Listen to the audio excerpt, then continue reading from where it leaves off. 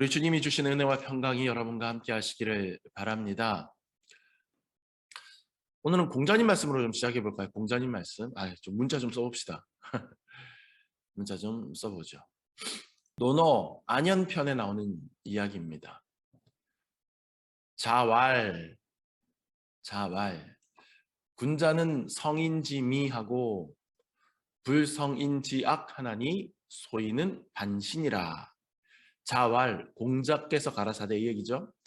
군자는 성인지미하고 성인지미 아름다움을 완성해 준다는 거예요. 그러니까 다른 사람의 아름다움을 장점을 이루어주고 북돋아주고 고양시켜주고 불성인지악 다른 사람이 나쁜 것은 더 나쁘지 않게 만드는 불성하게 만드는 이루지 못하게 만드는 그런 역할을 한다. 그러니까 주변 사람들 다른 사람들을 더 좋은 점은 더 이렇게 키워주고 안 좋은 점은 그렇게 더 나빠지지 않도록 이렇게 계속해서 조절해주는 그런 역할을 하는 것이 군자의 도리다. 그 다음에 붙어 있는 게 소인은 반신이라. 반대되는 사람, 군자가 아닌 소인은 반대로 한다. 이 얘기가 되는 겁니다. 그러니까 군자는 다른 사람들의 가능성과 장점은 잘 북돋아주고 반대로 나쁜 점은 다듬어가게 하는 그런 사람인데, 반대로 소인배들은 정반대로 남의 장점은 시기 질투하거나 하여튼 나쁜 물을 들이거나 해서 무너뜨리고, 오히려 나쁜 면은 더 막 이렇게 더 부각시키거나 더 북돋거나 부추기거나 이렇게 하는 사람들이 소인배다, 이런 얘기가 되는 거죠. 저는 이 얘기가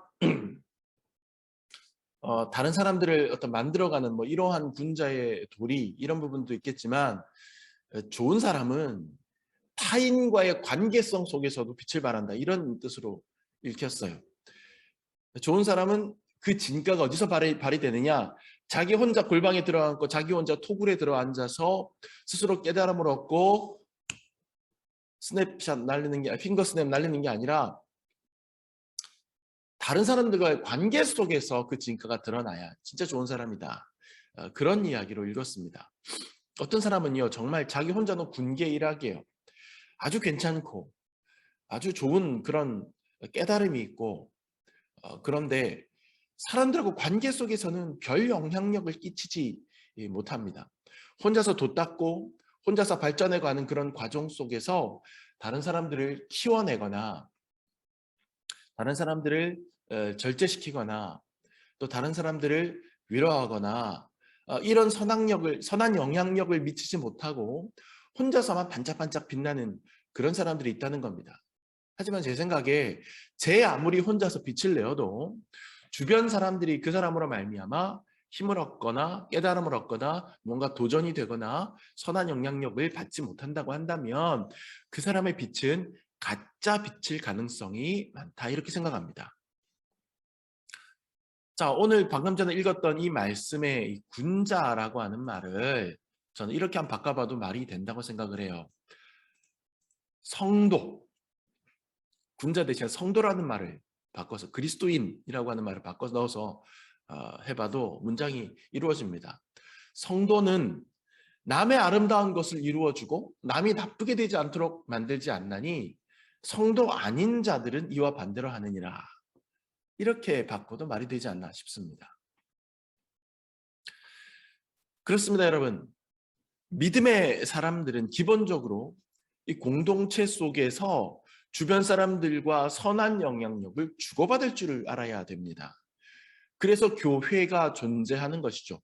교회의 회는 한자로 쓸 때, 표현할 때 회는 모일회잖아요.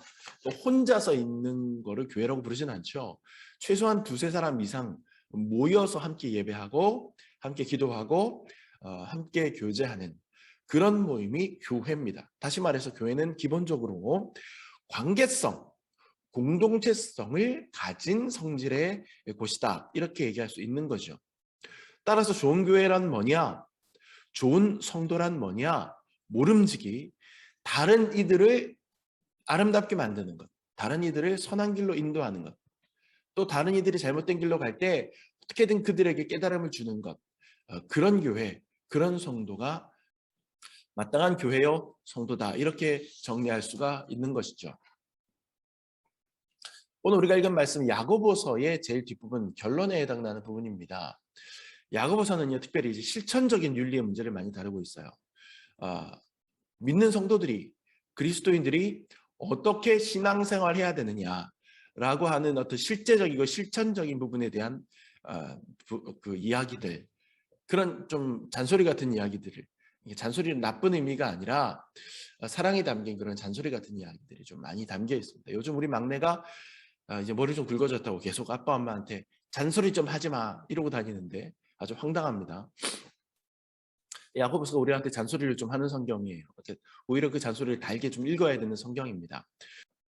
오래 참아라, 인내해라, 말씀 듣기만 하지 말고 믿기만 하지 말고 실천해라, 서로 차별하지 말아라, 말 조심해라, 아무 말이나 막 하지 말아라, 서로 비방하고 서로 함부로 쉽게 판단하지 말아라, 이제 겸손해라, 뭐 이런 이야기들이 계속해서 야고보서에서 등장하죠. 그러니까 실제적인 삶의 영역에 대한 부분들에 대한 조언들이 많이 나오는 게 야고보서입니다. 이런 실제적인 윤리들을 신앙생활의 이름으로, 예수님의 이름으로 쭉 가르치고 강조하다가 마지막 결론 부분에 이르러서 글을 끝내기 전에 대단원으로 마지막으로 제일 세게 한번 팍 강조하고 있는 게 오늘 우리가 읽은 본문이에요. 야고보서의 마지막 결론 부분인 거죠. 오늘 본문이, 오늘 교회력 본문입니다. 제가 임의로 선택한 본문 아니고 교회력 본문입니다.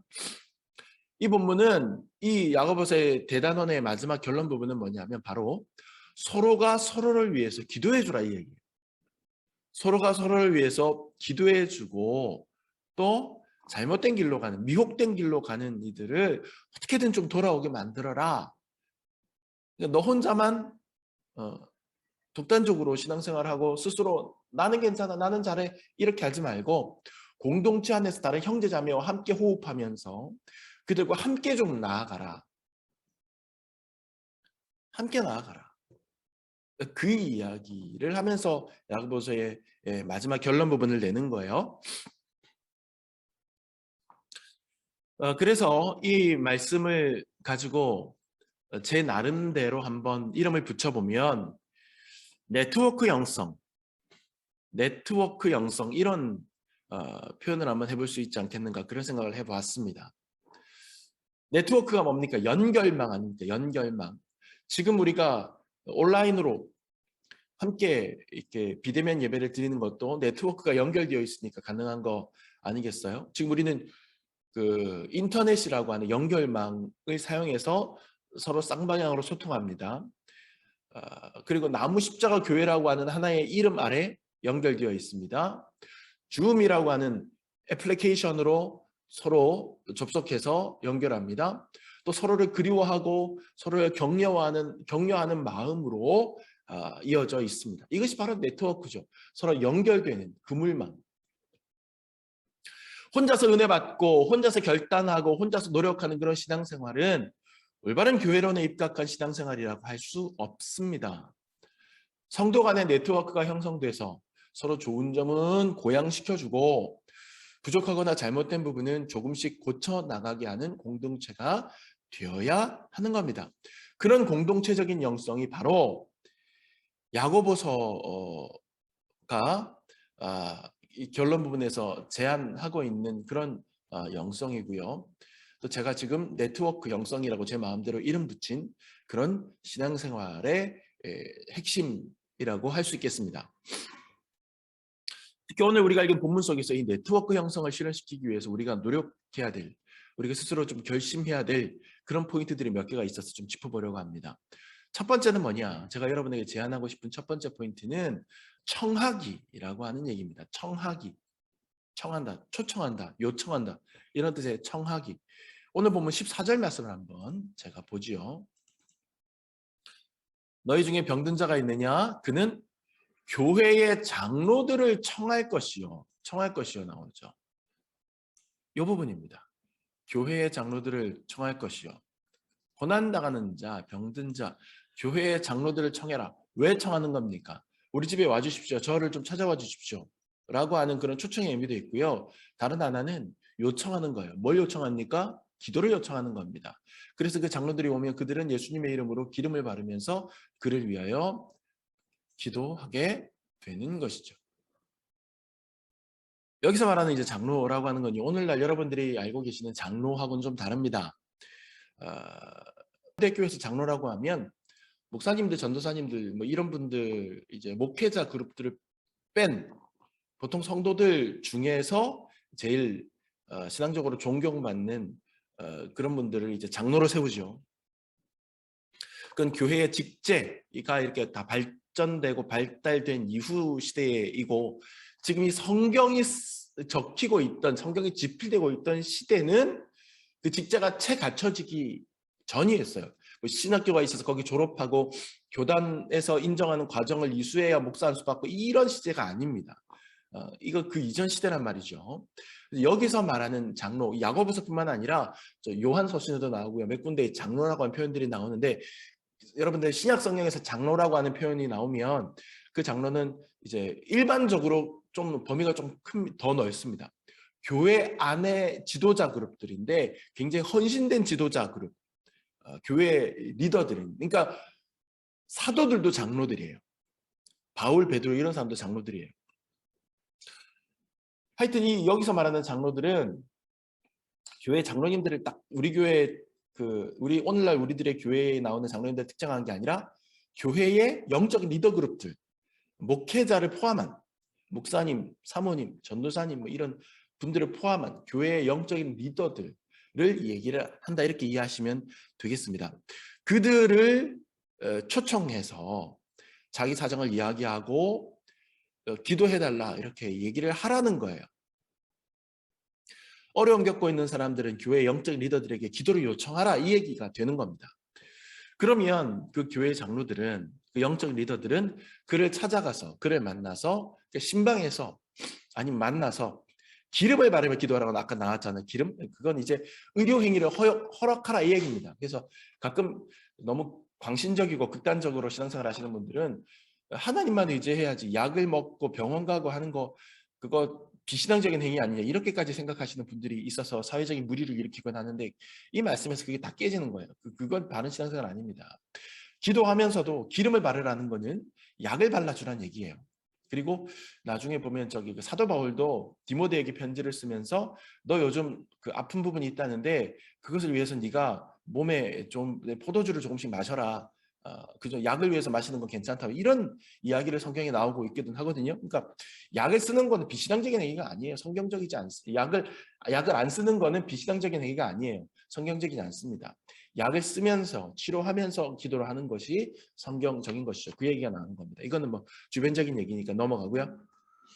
하여튼 그렇게 기름을 발라주면서 치료를 하면서 간절하게 기도해 줘라 이런 가르침이 되는 거죠. 결국 이 말씀에서 우리가 알 수 있는 건 뭡니까? 네트워크 형성의 교회 안에서 이루어지려면 어려움을 겪고 있는 사람이 쭈뼛대거나 창피하거나 뒤로 숨지 말고 적극적으로 공동체 안에 기도를 청하라는 거예요. 그런 용기를 내라는 거예요.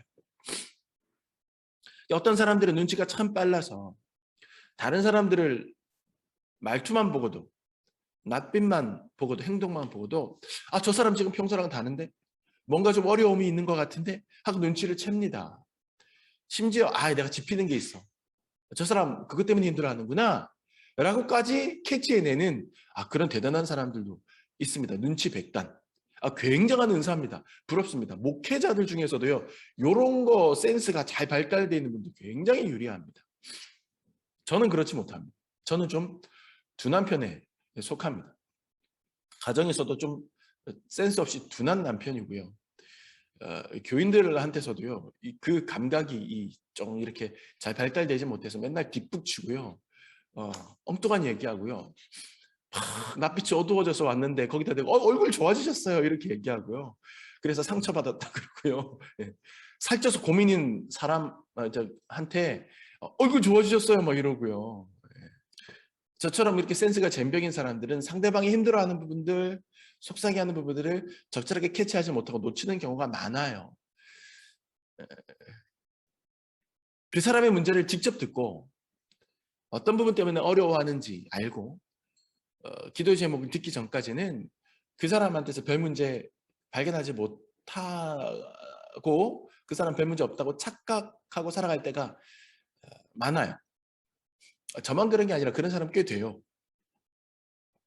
제가 카페 하다 보면 참 많은 손님들 만나거든요. 어떤 분들은 기억에 남고 어떤 분들은 몇 번 방문해 주어도 기억에 좀 잘 남아있지 않는 경우가 많아요. 근데 난감한 것은 어떤 손님이 들어와서 음료를 주문하면서 사장님 지난번처럼 해주세요 이럴 때가 있어요. 사장님 지난번처럼 해주세요. 양선희 성도님이나 뭐 우리 김민정 성도님처럼 우리 교회 성도들 카페에 자주 오셨거나 오시고 있는 성도들은 작은 사이즈구나, 뭐 조금 덜 달게 해야 되는구나, 아니면 뭐 얼음을 많이 넣고 물은 적게 넣고 해야 되는구나, 이거 어느 정도 알아요. 근데 어떻게 모든 손님들에게 그걸 다 기억하겠습니까? 어떤 손님에게 어떻게 음료를 서비스해 드렸는지 어떻게 다 기억하겠습니까? 근데 그분은 자기가 나를 기억하니까 나도 자기를 기억하겠지 하고는 지난번처럼 해주세요 이래요. 정말 많이 당황스럽습니다. 왜냐하면 어떻게 해달라는 뜻이죠? 하고 제가 되물어보면 그 사람 서운해할 수도 있으니까 당황하는 겁니다. 그 마음으로는 막 울상을 지으면서 좀 정확하게 짚어서 청해 주셨으면 좋겠다. 시럽을 넣어달라, 빼달라, 얼음을 많이 해달라, 적게 해달라, 뭐 그렇게 말이죠. 제가 노년교회에서 교구목사, 부목사, 교구목사 생활을 할 때도 신방 다녀보면 상담 중에 그렇게 표현하시는 분들이 종종 있어요. 목사님 이미 다 알고 계시겠지만 이러면서 얘기하시는 분들이 있어요. 아니면 목사님 다 눈치채고 계셨겠지만, 목사님도 다 이제 다 전해 들으셨겠지만, 에? 몰라요. 말 안 하는데 어떻게 알아요? 아니 제가 이렇게 그 전에 이렇게 마주치거나 할 때 요새 어떠세요? 요새 괜찮으세요? 물어보면 예 괜찮아요. 예 괜찮아요. 이렇게 얘기했으면서 자기 입으로.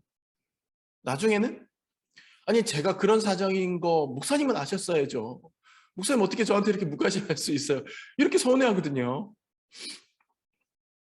물론 이제 더 센스 있게 더 이렇게 유심히 봐야 되는 부분들은 있어요. 그런 부분들에 있어서 목회자로서 좀 부족한 부분, 함량 미달인 부분이 있는 건 사실인데 그래도요. 우리가 한 교회 공동체 안에서 서로 간에 좀 네트워크 영성을 형성하려면 센스 있게 캐치해내는 것도 중요하지만 용기를 내서 서로 기도 제목을 좀 나눌 수 있는 내 안의 것을 끄집어 내놓는 자세도 필요하잖아요. 물론 개중에는 다른 사람에게 쉽사리 말하기 어려운 성질의 사정도 있을 수 있어요. 정말 우리 집안의 가정이 좀 내밀한 문제일 수도 있고요. 정말 믿을 만한 이 공동체, 기도 제목을 꺼내놓을 수 있을 만한 그런 공동체에서는 꺼내놔도 돼요. 함께 기도하는 것이 능력이 있습니다. 그런데 그렇지 못한, 왠지 모르게 여기서 꺼내놓으면 좀 소문이 날 것 같고 뭐 이런 어려움들 있으면, 아니면 내 마음에 좀 계속해서 저 사람들을 앞으로 얼굴 보기 힘들 것 같다, 이런 마음이 있을 것 같으면 안 꺼내놓는 게 맞죠. 뭐 아니면 은밀한 죄에 대한 이야기라거나 내가 이 얘기를 꺼내놓으면 제3자가 상처받을 수 있다거나 이런 사정들이 실제로 있습니다. 그럴 때는 목사나 사모에게 비밀 유지를 좀 전제로 좀 기도 부탁을 하면 돼요. 목사 사모는 가급적이면 아니야 뭐 그런 부분들을 알고 절대 얘기 안 하니까. 사실 제 목회 경험상 생각보다 그런 류의 이야기인 경우가 많지는 않아요. 본인 느끼기에 그런 거지. 실제적으로는 그렇게 꺼내놔도 별 문제가 안 되는 경우가 오히려 더 많았던 걸로 저는 경험상 알고 있습니다. 요즘 우리 교회가 화요일 밤마다 온라인 기부천사 모임 하고 있잖아요. 저는 개인적으로 왜 진작 내가 이 프로젝트를 더 빨리 시작하지 않았을까 하고 스스로 자책하고 있어요.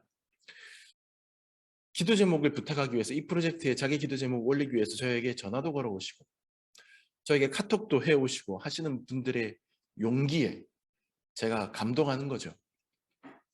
또 그분과 그 이야기에 대해서 이야기를 나누고 듣다 보면 그걸 매개로 해서 그분과 또 이야기가 깊어지고 한마디라도 더 해주게 되고 또 그렇게 됩니다. 영적으로 공감대가 형성이 되면서 더 친근해지게 되는 거죠. 영적인 스킨십이 되는 거예요. 우리 교회 공동체 밖에 있는 분들, 다른 교회 분들이 이제 기도를 부탁해 올 때도 우리는 개척교회의 담장으로 나눠져 있는 그 한계를 뛰어넘어서 우리 모두가 그리스도를 머리로 하는 하나의 큰 교회임을 다시 한번 느끼게 되는 것이죠. 그래서 저는 이 온라인 기부천사 모임이 좀 더 활성화되기를 원합니다. 그래서 더 자기의 기도 제목을 꺼내놓는데 스스럼 없었으면 좋겠고요. 서로를 위해서 기도해주는 일에도 좀 더 사명감을 가졌으면 좋겠어요. 여러분의 기도 제목을 나누고 내놓는 일에 인색하지 마시고 망설이지 마시기 바랍니다. 우리가 내 어려움을 감추지 않고 내놓는 순간 서로 간에 보이지 않게 세워져 있던 장벽이 무너지고 우리는 한 가족으로서 같이 걱정하고 같이 기도하게 되는 거예요. 제가 여러분에게 권하고 싶은 네트워크 영성의 기본은 청하는 것입니다. 청하는 것. 청하는 용기. 두 번째 포인트는 서로 해주기예요. 서로라고 하는 포인트 우리가 짚어야 됩니다. 기도의 청함을 받았으면 누군가 기도해 주십시오라고 얘기를 했으면 그 사람을 위해서 기도해 줘야 될 의무가 생기죠. 우리가 기도 부탁을 받고 기도할 때 우리는 정말 그 사람의 입장이 돼서 공감하면서 기도하려고 노력해야 됩니다. 그래서 집중적으로 그 사람을 위해서 아주 깊이 오래 기도해야 되지만 그러지 못할 때는 정말 의무감에서라도 단 한마디라도 하고 지나가야 되는 거죠. 그리고 내가 어떤 기도 부탁을 내서 다른 사람들이 상대방이 나를 위해서 내 아픔에 공감해 주면서 같이 가슴 아파하면서 기도해 주었다면 나 역시 품앗이 해야죠. 나 역시 그들을 위해서 공감하며 기도해 주는 게 마땅하지 않겠습니까? 오늘 본문 말씀 16절 보면 밑에 16절 그러므로 너희 죄를 서로 고백하며 내가 이런 죄가 있어서 참 부끄럽고 영적으로 다운돼 있고 어떻게 해야 될지 모르겠어. 서로 고백하는 거예요. 서로 자백하는 거예요. 서로 고백하며 병 낫기를 위하여 서로 기도하라. 여기도 서로 기도하라. 서로라는 말이 나오잖아요. 서로라는 말이. 서로가 중요합니다. 서로 고백하라. 서로 기도하라. 이 표현은 강력한 유대감을 내포하는 표현입니다. 기도해 주는 사람 따로 있고 기도 받는 사람 따로 있는 게 아니에요. 우리는 서로를 위해서 기도해 줘야 됩니다. 여러분이 목사에게 기도 부탁을 하면 목사가 여러분을 위해서 기도해 줍니다. 저는 얼마나 예쁜지 몰라요. 여러분 우리 문은진 집사님한테 승훈이가요. 일주일에 꼭 한 번씩은 시키지 않아도 카페에 와요. 엄마 손잡고 밤에. 제가 볼 때는 엄마가 가자고 하는 것 같지 않아요. 지가 가고 싶어서 가는 거예요. 와가지고는 음료 한 잔 시켜놓고서 다른 손님들 다 나갈 때까지 기다립니다. 그리고 마지막에 저한테 한마디 하는 거예요. 목사님 기도. 기도해달라고. 제 마음이 날아갈 것 같아요. 너무너무 즐겁습니다. 중학교 2학년 우리 아들하고 동갑이에요. 그럼 제가 그 아이를 붙잡고 기도해 줍니다. 그 아이를 위해서만 기도해 줍니까? 같이 앉아있는 엄마를 위해서도 기도해 줍니다. 여러분 그 기도를 청하는 그 용기가 얼마나 좋습니까? 저는 그렇게 여러분들을 위해서 기도해 주는 사람입니다. 얼마든지 기도 부탁하세요, 저한테. 그런데 여러분, 저는 여러분에게 청합니다. 제가 여러분을 위해서 기도할 테니 여러분도 저를 위해서 기도해 주십시오. 여러분의 기도가 필요합니다. 기도는 서로가 서로를 위해서 해주면 참 좋습니다. 우리 아이들도 제가 아이들 머리에 손을 얹고 기도하기도 하고 아플 때 기도하기도 하고 그렇게 기도해 줄 때가 종종 있는데 저 녀석들도 저를 위해서 기도하는지 모르겠어요. 우리가 서로 기도해야 되지 않겠습니까? 서로. 청한 자나 한 마음으로 기도하는 겁니다. 이것이 진정한 코이노니아예요. 이것이 진정한 나눔입니다. 진정한 교제입니다. 진정한 공동체성입니다. 여러분끼리도 서로가 서로를 위해서 기도하는 거예요. 신앙 좋은 사람만 신앙이 좀 약한 사람을 위해서 기도하는 게 아니에요. 신앙 안 좋은 사람도 떠듬떠듬이라도 나름 기도해야 됩니다. 다른 사람을 위해서. 나를 위해 기도해 준 분을 위해서 또 기도해 줘야 됩니다. 여러분 무속신앙에서 점쟁이한테 점치러 가서 복채 내고 점치고 부적 쓰고 굿하면 거기서는 어떤 영적인 서비스를 해주는 자와 서비스를 받는 자가 명확히 갈립니다. 그것이 거짓 영이든 진짜 영이든 간에 어쨌거나 그 형태적으로는 그렇다는 얘기예요. 복채 낸 사람이 점쟁이를 위해서 굿을 하진 않아요. 복채 낸 사람이 점쟁이를 위해서 기도를 치성을 드리지는 않아요. 복제 받은 사람이 복제 낸 사람을 위해서 하는 거죠. 하지만 우리 기독교는 달라요. 우리 교회는 다릅니다. 우리는 누군가가 나를 위해서 기도했다면 나 역시 그 사람을 위해서 기도해야 될 의무를 부여받아요. 여러분 중에 여러분의 기도 제목을 넣고 우리의 지체 중에 어떤 집사님이든 권사님이든 가슴 아파하면서 눈물 지으면서 기도했다면 나를 위해 기도해줬던 그 사람을 위해서 여러분도 축복하세요. 내가 섬김을 받았다면 나 역시 섬기려고 노력해 주세요. 그러면 하나님께서 그 모습을 아름답게 보실 겁니다. 네트워크는 쌍방향입니다. 우리가 단체 카톡방에 접속했다면 다른 사람이 쓴 글을 읽을 수 있을 뿐만 아니라 저 역시도 나 역시도 거기에 글을 쓸 수가 있는 거예요. 요즘도 이런 게 있는지 모르겠지만요. 예전에 제가 학교 다니던 학창 시절에는 방학할 때가 되면 선생님이 비상연락망 이런 걸 정해서 쫙 뿌렸어요. 방학 중에 학교나 선생님이 반 아이들에게 급하게 전달해야 될 상황이 있을 때 반장한테 딱 전화하면 그 반장 부반장한테 전화하고 그 부반장은 다음 사람에게 전화하고 그럼 그 사람은 또 다음 아이에게 계속해서 전화 연락해서 그 연락이 쫙 반전체 아이들에게 퍼지게 하는 그런 시스템이에요. 그런데 한 번씩 비상연락망 뭐 시험 삼아 가동을 해보면 이게 끝까지 다 전달되는 경우 제가 많이는 못 봤어요. 왜요? 꼭 중간에 연락 받기만 하고 연락 안 하는 애들이 있어요. 꼭 있어요. 그런 애들. 뭐 요즘은 단체 카톡방도 있고 단체 문자도 있고 해서 딱히 쓰지 않는 시스템입니다만 하여튼 예전에는 그런 시스템이 있었던 걸로 제가 기억을 해요. 자, 그런데 이렇게 중간에 꼭 연락 받기만 하고 해주지 않은 그런 아이가 있다면 그 비상연락망 무용지물 되는 거 아니겠어요? 자기가 받았으면 자기도 전해줘야 되는 것이죠. 우리가 복음이라는 것도 마찬가지예요. 전도라고 하는 것도 마찬가지 개념이고 기도라고 하는 것도 마찬가지 개념입니다. 꼭 나에게 해줬던 그 상대방을 위해서 하진 않더라도 나를 위해서 누군가 기도해 주셨다면 나도 누군가를 위해서 기도해 줘야죠. 다른 제3자를 위해서라도. 이런 게 네트워크입니다. 받기만 하는 게 아니라 주기도 하는 것. 일방향이 아니라 쌍방향으로 하는 것. 그게 공동체성입니다. 성경은 분명히 서로 고백하고 서로 기도해 주라 이렇게 얘기합니다. 우리에게는 기도를 부탁해야 되는 용기뿐만 아니라 기도해 주어야 될 의무도 있습니다. 받을 뿐 아니라 주어야만 하는 것이죠. 서로가 중요합니다. 서로 해주어야 합니다. 그럴 때 교회는 아름다워지고 함께 연결해가고 함께 익어가고 함께 성장해가고 함께 치유되어가고 함께 해결되어 가는 것인 줄 믿으시기 바랍니다.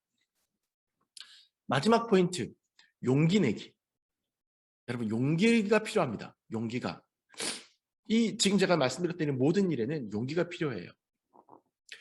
어떤 사람들은 기도 제목을 내놓는 일에 용기가 생기지 않습니다.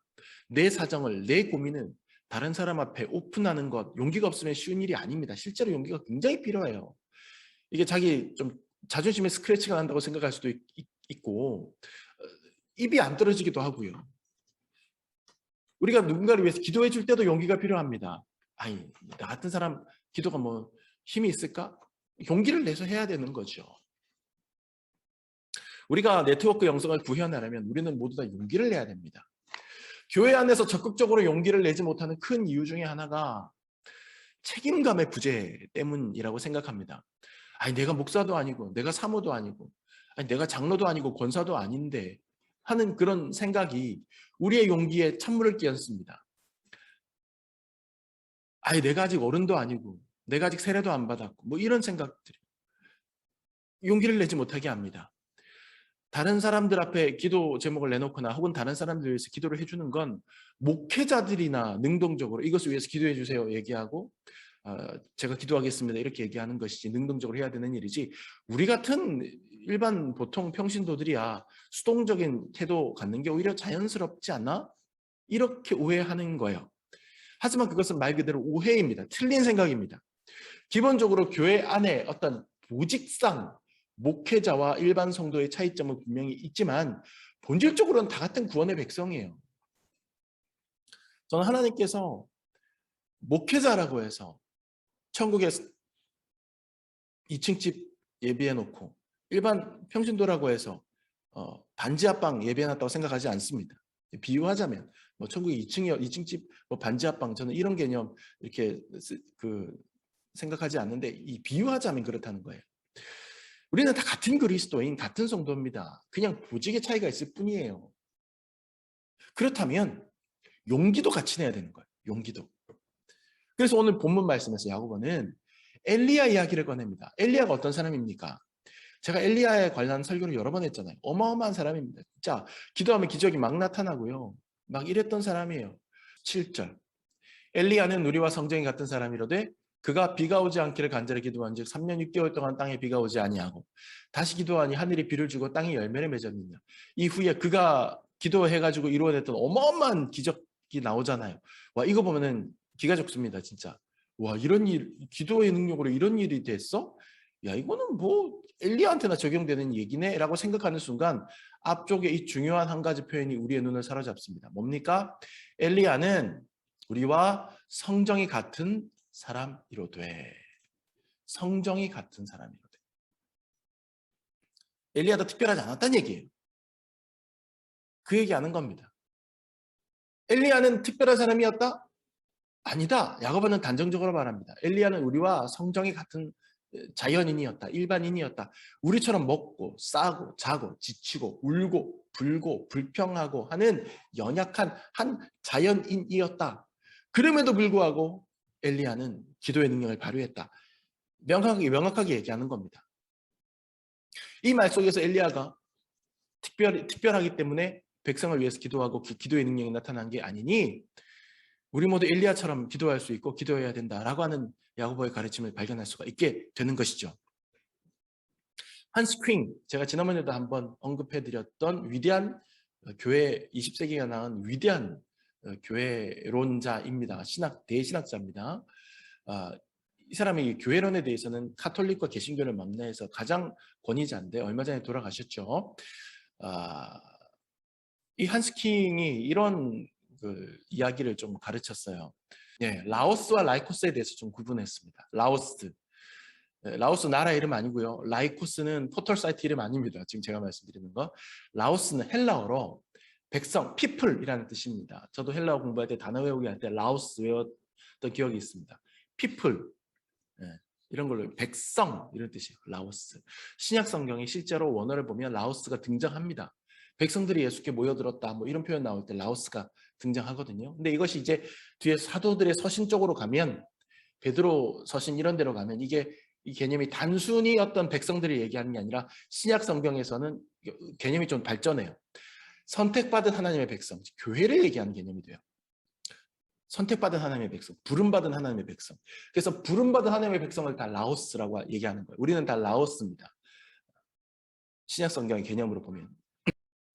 그러니까 오늘날도 하나님을 믿기만 한다면 우리 그리스도인들은 모두 하나님의 선택받은 백성이에요. 라오스예요. 그런데 이 한스 퀸은 이 라오스라고 하는 개념이 성경이 다 집필되고 나서 그 다음에 교회가 자리를 잡아가는 초대교회에서 이제 조금 이제 뒤쪽으로 흘러오는 그 역사 속에서 이것도 이제 시기적으로 보면 초대교회에 속하긴 하죠. 근데 교회의 질서가 잡히고 또 교회의 체계와 직책이 이렇게 막 들어오고 잡히고 하는 그런 과정 속에서 라이코스라고 하는 말로 변했다. 이렇게 지적합니다. 라이코스. 이 라이코스는요, 이 라오스에서 파생된 단어예요. 근데 라오스는 그냥 백성인데 라이코스라고 하는 말은 뭐냐면 핵심부에서 조금 떨어져 있는 주변 언저리의 백성들을 말해요. 구괴자, 문외한 이렇게 번역될 수 있는 단어인데 이것이 교회의 역사 속에서 목회자 그룹, 목사 그룹, 성직자 그룹이 확정되면서 그것과 구별해서 성직자가 아닌 성도들이라고 하는 뜻으로 라이코스라고 하는 개념을 이제 교부들이 초대교회 지도자들이 사용하기 시작한 겁니다. 그리고 이 라이코스라고 하는 개념이 바로 평신도라는 말로 번역이 되는 거예요. 평신도. 이 라이코스라고 하는 단어는요, 적어도 제가 아는 상식으로는 성경에 등장하는 헬라어 단어는 아니에요. 초대교회가 직제상의 질서를 갖춰가는 단계에서 교회 지도자들이 성직자들과 구별되는 일반 성도들을 표현하려고 사용한 단어인데 그 후에 이제 성직자 그룹을 굉장히 강조했던 천주교회에서 로마 가톨릭 교회에서 성직자 그룹과 일반 성도들을 엄격하게 구별하기 위해서 평신도라는 말을 계속해서 쓰면서 이 라이코스라는 단어가 고착화돼 버리는 거죠. 평신도. 성경에도 나오지 않은 이 평신도라고 하는 단어 하나 때문에 많은 성도들이 나는 평신도니까라고 하는 개념 속에 갇혀버리게 됐어요. 더 적극적으로 용기를 내지 않아도 되는 그런 사람이다라고 생각해버리게 됐다는 얘기예요. 아니 평신도가 있으면 특별한 성도가 있다는 얘기입니까? 목회자는 특별한 성도고 목회자 아닌 성도는 특별하지 않은 평범한 성도입니까? 아니잖아요. 우리는 모두 다 하나님 앞에서 하나님 보시기에 특별한 존재들입니다. 평신도는 없어요. 그래서 여러분들 제가 얼핏 실수로 가끔씩 평신도라는 말을 쓰긴 하지만 평신도라는 말 쓰지 않습니다. 그냥 그리스도인, 성도, 하나님의 백성 뭐 이렇게 표현하지. 평신도라는 말은 저는 잘 쓰지 않아요. 목회자는 아까 말씀드린 대로 직분상, 보직상 양들을 돌보고 전업으로 설교하고 신방하는 보직을 받은 라오스 중에 하나일 뿐이지 저라고 특별하진 않다는 얘기예요. 특권의식이 없어야 됩니다. 목회자들은. 우리 안에 라이코스는 없어요. 우리는 다 똑같은 라오스입니다. 우리가 라이코스라고 생각하는 순간, 우리가 나는 평신도니까 라고 생각하는 순간 우리는 그리스도인으로서 누려야 될 권리 측면에서도 그리스도인으로서 행해야 될 의무 측면에서도 한 발 뒤로 물러나게 돼버려요. 나도 모르게. 가끔 체육대회 같은 거 가보면 자기가 청팀인지 백팀인지 모르는 사람들이 있어요. 뒤늦게 와가지고 그 팀 배정 못 받은 그런 사람들이죠. 그냥 어설프게 응원석에 앉아서 뻥튀기나 먹고 포카리 스웨트나 축내면서 회원권 추천만 기다리고 있어요. 소극적이죠. 그런데 그런 사람들에게 불러내서 파란 조끼 하나 입혀주고 하얀 조끼 하나 입혀주고 당신 청팀입니다. 당신 백팀입니다. 자, 달리기 경기 나가세요. 하면 내가 청팀인지 백팀인지 정확하게 내가 알게 되고 소속감을 가지게 되면 그때부터 나름대로 용기를 내서 어설프게나마 달리기도 하게 되고 오재미도 잡아서 던지게 되고 그러는 걸 볼 수가 있는 겁니다. 주변인이 아니라 명확히 팀원임을 깨닫게 될 때 그때 용기를 낼 수 있게 되는 것이죠. 한 발 더 들어갈 수 있게 되는 겁니다. 여러분 교회 안에서 성도의 계급을 구분짓고 우리 안에 능동성과 책임을 져야 하는 라이코스 의식을 내려놓으시기 바랍니다. 우리는 모두 다 똑같이 하나님께서 택하신 라오스라고 하는 의식을 가지셔야 돼요. 우리는 다 하나님의 선택받은 특별한 백성들입니다. 평범한 성도 없습니다. 다 특별한 성도입니다. 그러니 우리가 하나의 팀원으로서 같은 색깔 조끼를 입고 같이 한번 운동장에 나서볼 용기를 내시기 바랍니다. 자, 사랑하는 여러분, 우리는 네트워크 형성을 가져야 됩니다. 서로를 세워주고 서로를 일으켜주고 서로를 북돋아주고 또 서로를 권면해주고 해야 됩니다. 성도는 남의 아름다운 것을 이루어주고 남이 나쁘게 되도록 만들지 않느니라.